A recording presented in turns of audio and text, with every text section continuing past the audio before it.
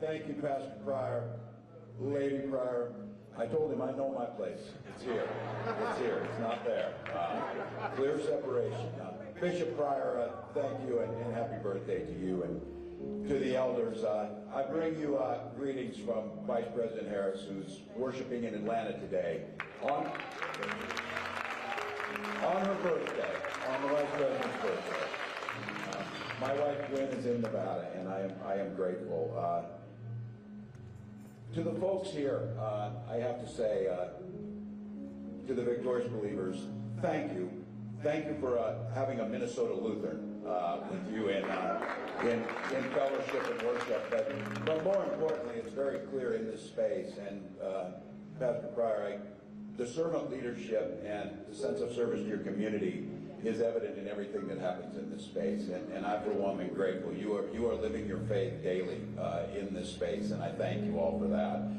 So a confession, before I was a Minnesota Lutheran, I was a Nebraska Catholic. And I tell you that because you might have noticed we're kind of stoic people. We don't necessarily have our faith on our sleeve, but I've often said this.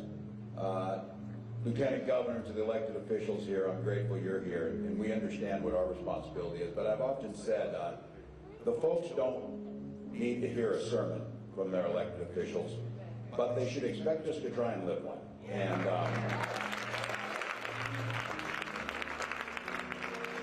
And for me, I hadn't done it often, but a couple weeks ago I was in a little discussion with somebody who disagreed with where we were at. And I mentioned at that time, when they were continuously denigrating newcomers to this country, I mentioned the one thing of my faith that was very central. It's whatever happened in my youth, this sunk in.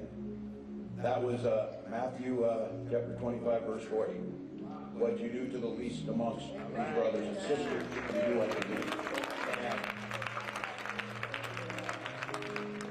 there's a lot of life that can come out of that simple verse. And I, for one, feel incredibly blessed. For one, I'm blessed to be on this ticket with Kamala Harris, and I've gotten to know the Vice President. She tells a story. She tells a story when she was in high school. She had a close friend who was struggling, and Kamala asked her what it was, and it turned out that this young woman was being abused by a stepfather. And the Harris family, single mom, took that young woman in to give her a place of refuge and a safe place.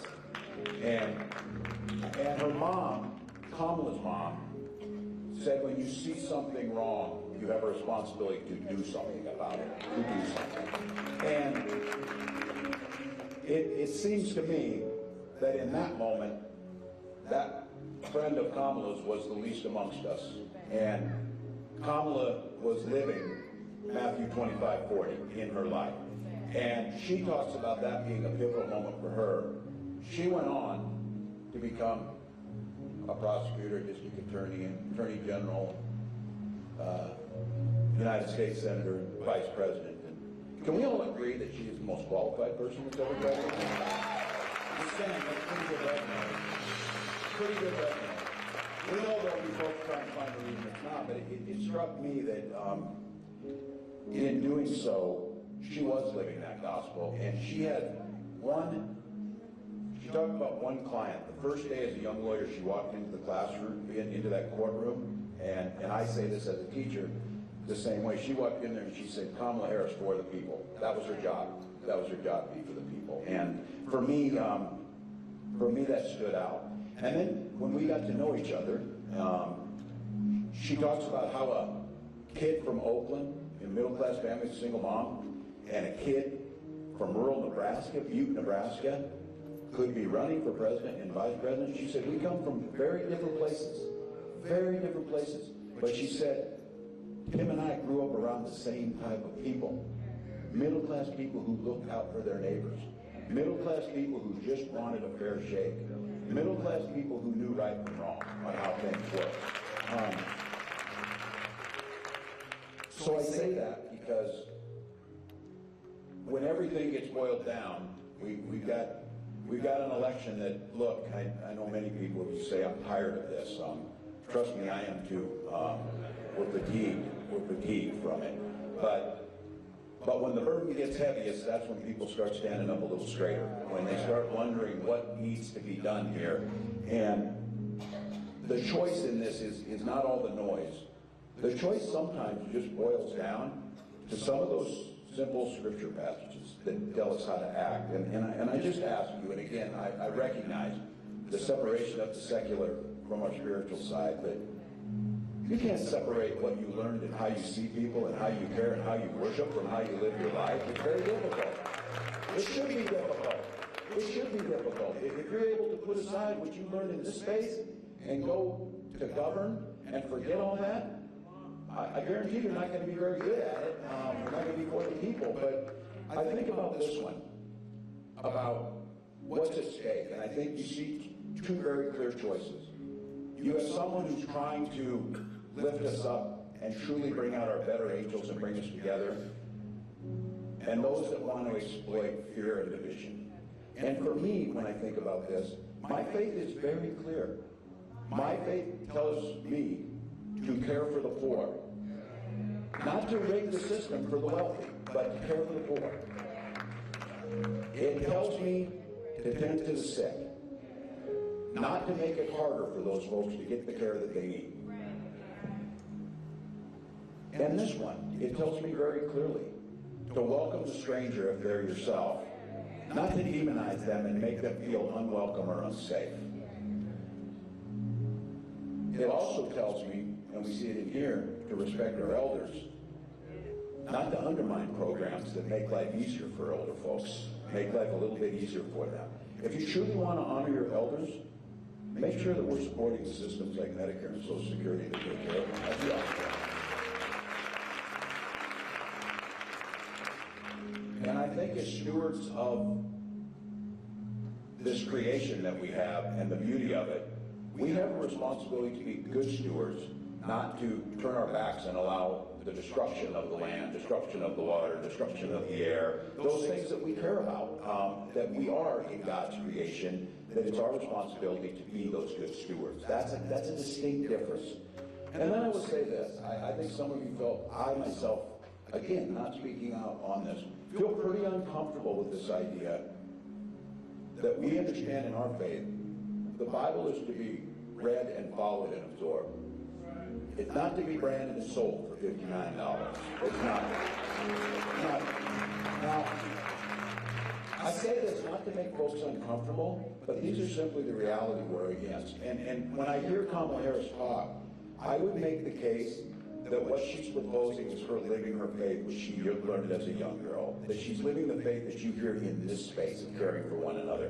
So she talks about a new way forward. Listen to the things she's talking about. She's talking about making sure our tax system focuses on the littlest and our children get off to a good start by giving a tax credit on the front end for those little ones, a child tax credit. We've seen this, and I'll tell all of you, we did this in Minnesota, and what happened was childhood poverty dropped by a third. And what that means is our littlest ones are healthy and safe in their person and can live the way they want to live. And you saw these incredible future here as this was happening. That's what we do. Make life a little more affordable for folks. Talk about it, making sure folks can have housing and different things. But and then she brought up something for I did the happy birthday to the bishop here a few months ago. I turned 60, and I'll tell you, some of you in here, when you turn 60, you start learning about Medicare more than you ever cared about. You don't care much about it when you're young, but you care more. And Kamala put out a proposal, and I want the folks here to think about how we see our parents. I got an 89-year-old mother who still lives by herself. It's wonderful. I feel blessed. I feel blessed. But a simple proposal to have Medicare pay for in-home treatment and in-home care for our seniors so they can live in their home. That's not too far removed from gospel there about caring for our elders, caring for those that are there. It also makes a whole lot of sense, even if you don't care about that. It saves us a lot of money and folks stay in their home longer. So it makes sense. But I'll also say an acknowledgement of this is something Kamala's brought her whole life. Let's just be very clear. The abundance of this country We are truly blessed. But the system has put systemic barriers up in there where there are differences simply because of your race, color of your skin, maybe where you live. We know that that's a reality. So I think for all of you, this idea of really focusing, and certainly in the black community, focusing on the things that matter. Hell, how is it right in the richest country in the world that 2 babies born in Saginaw Hospital, if one's a white baby and one's a black baby, the white baby's going to live longer because of the way the system is set up. They're going to be healthier during their lives. You see these folks here. It doesn't have to be that way. And Kamala Harris is saying it's time for that to end and provide the opportunities to make sure it ends. And if you take those 2 babies, the chance that the white baby is going to own a home is greater than the black baby. Not because they're working anymore, or because they're any smarter, or they've done the right things. It's because the system is set up to make it more difficult to do that. That is true. So when Kamala Harris is talking about down payment assistance on housing, making sure that we understand all these years of putting a disadvantage, if your family owns a home, that's generational wealth. And that's something that breaks the cycle of things that we've seen, and giving opportunities and lifting up. And making the case, especially to black men are not broken. Black men are thriving across the country. If we make the system fair, we're going to see that. So I think when Kamala talks about this, she's willing to take on those hard things. And I think, again, I would tell you this, a lot of this is golden rule stuff. Do unto others, you know the one. I said, we have an addendum to that in Minnesota that's mind your own business, too, on some of this. That people are pretty concerned about this. But the do unto others. It's not about tearing people down. Kamala talks about this all the time. Leadership's not look at how small and how many names you can give to somebody. It's about who you're lifting up to give an opportunity. And I've said this, and she said it, strengthening things. I was 19 when my dad died and my little brother's in elementary school. My mom was a stay-at-home mom. We had medical bills that we couldn't pay because he went through lung cancer. It was at that point in time, people who came before me, my community, all of you, were there for Social Security survivor benefits that protected that family. So what Kamala knows is so many times, people tell us, oh, pull yourself up by your bootstraps. We didn't have any boots. Once we got the boots, we're glad to do it. And in a lot of these things, the system is set up not giving boots to some people. So it seems pretty simple in this country, if everybody gets a chance to succeed on the same level and making up for those systemic and historic differences, we start to make more progress. And I tell you this, and I'll close with what I think is powerful about where we're going. And we know we got a long ways to go. But there's a speech that was given in American history that many people I don't think know about. They oftentimes talk about, and rightfully so, the Gettysburg Address, when who we are. This speech was given on a little rock in the middle of the Pacific Ocean in the heart of World War II. And the place was Iwo Jima. And American Marines fought one of the bloodiest and most difficult wars in that fights in that war. And after that war was over, after that battle was over, the sea literally ran red with the blood. And there were dead Marines scattered across the island. And what you do in the military is you get the chaplain to say prayers over the dead. They couldn't find a chaplain that they found acceptable, because on that island there was only one, and he happened to be the first Jewish chaplain. And in America, those that died on those beaches, those black Marines, they couldn't even go in restaurants or go to schools, but they were fighting for everybody's freedom. And there was great concern, why is a Jewish rabbi praying over the bodies of Protestants and Catholics? Well, at the end of the day, Rabbi Roland Gittelshin gave what I think is the most powerful testament of what we're striving for to be as a nation. This is a portion of what Rabbi Gittelshin said, as think about this. A day of death scattered across the beach, the ocean running red.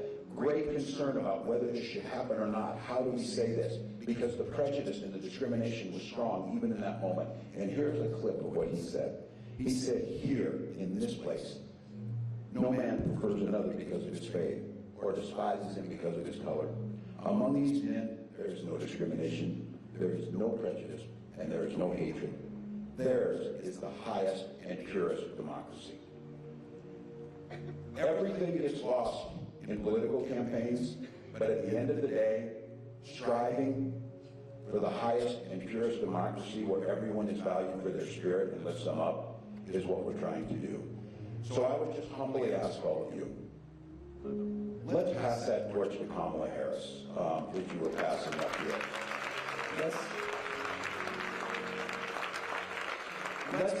Let's bring back compassion, decency, empathy, and try and live that sermon a little more than try and give one.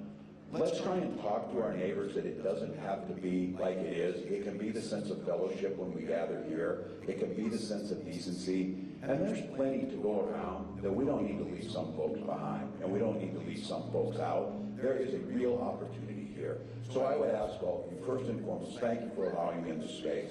Thank you for the work you do.